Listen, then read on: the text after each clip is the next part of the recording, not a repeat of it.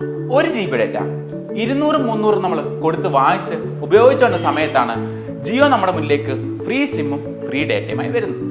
അപ്പോൾ 2016 ജിയോ മാർക്കറ്റിലേക്ക് വരുമ്പോൾ അവർ നേരിടേണ്ടി വന്നത് വലിയ പമ്പൻ കൊമ്പൻ സ്രാവുകളായിരുന്നു.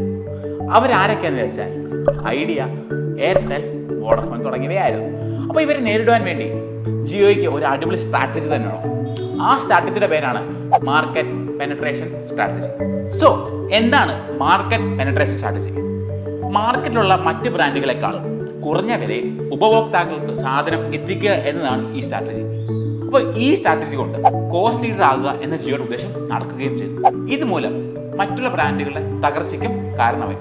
അപ്പോൾ നമ്മൾ ഇതുകൊണ്ട് എന്താ പഠിച്ചത്? മാർക്കറ്റ് ഡിസ്പേർഷൻ എപ്പം വേണമെങ്കിലും സംഭവിക്കും.